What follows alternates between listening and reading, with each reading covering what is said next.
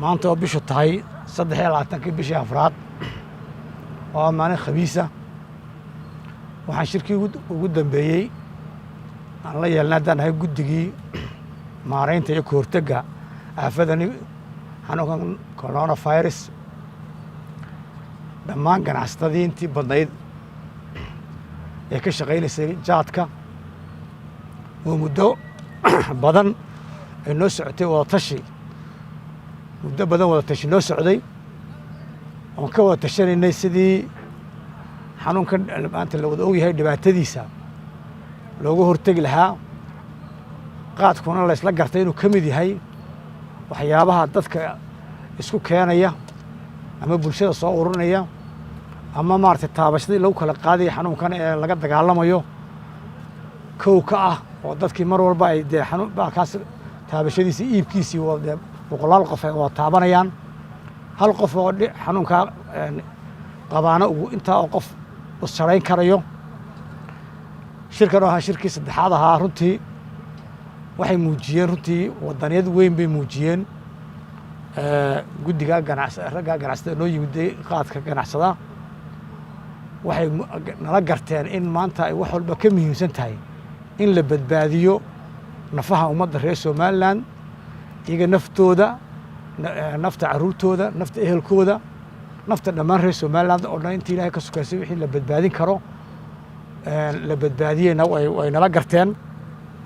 waxaan isla garanay markaa in sidii dhulkii kale ee mujtamac isku imanayba loo joojiyey ee la masaajid la yidhi jamaca hala joojiyo iskuullada yaa la isku iman la yidhi in iyadana maanta waxaan isla go'aansanay oo nala qaateen runtii oo kuna mahadsan yihiin in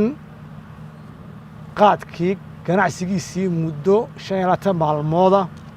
oo ka bilaabanta maalinta Axadda oo bishu tahay 26 ilaa 22 bisha shanaad oo ah 2 cisho ka hor ciidda muddo 25 maalmooda inaanan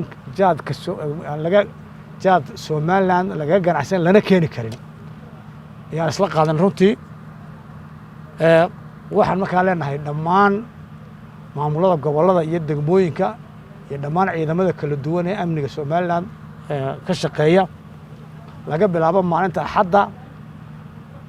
cidkii lagu arko inay jaad ganacsi soo gelinayso ama jaad soo gelinayso nooc doona ahaadee dalka soo gelinayso waxaad ku amran yihiin ama la farayaa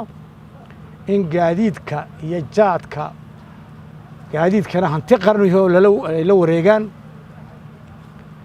jaadkana maalintaa laga bilaabo in la gubo oo aan dalka ku soo gelin sharci darro ku soo gelin cidda wadatana sharciga la horgeyn doonaa arrintaa waxaan ku adkeynaa dhammaan hay-adaha amniga iyo maamulada gobollada iyo degmooyinka in amarkaasi laga bilaabo Axadda ay fuliyaan iyaga oo aan ka digayno maadaama dadkii ka ganacsanayay ganacsatada jaadka ay nala qaateen runtii aad iyo aad aan ugu mahadnaqayno runtii cidda kale ee waxaa wax ka hoos bilowdaa wixii dhibaato soo gaadho iyagaa isku qaba hadhowraya laga ciyeyna ka maartay ka calacalin sharciga la horgeynayo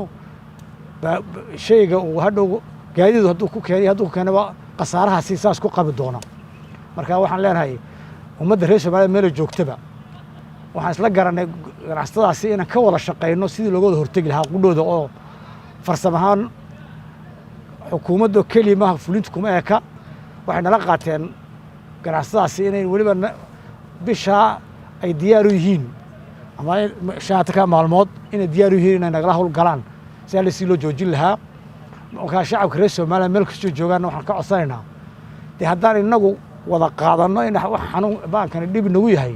inuu qof walba jaadka iska daayo 25 maalmood oo haddii dee la waayo qofkii cunaya la waayo kii keenayna la heli maayo marka waxaan leeyahay ummadda shacabka reer Soomaaliya dhammaan meel joogaba askar ha wada noqdaan ha laga hortago 25 maalmood jaad dambe oo dalka soo gala iyadoo ay tahay danteenna oo aan ku wada badbaadinayno lafeena ku badbaadinayno inagoo ilaahay la kaashanayna bishaas oona barakaysanna ilaahay ka baryano in hawshaa aan ku heshiinay oo amaradaasi noo fulaan si nabad ay noogu dhammaato aad iyo aad baan maartay idin hambalyaynaa. Assalaamu calaykum waraxmatullahi wabarakaatu.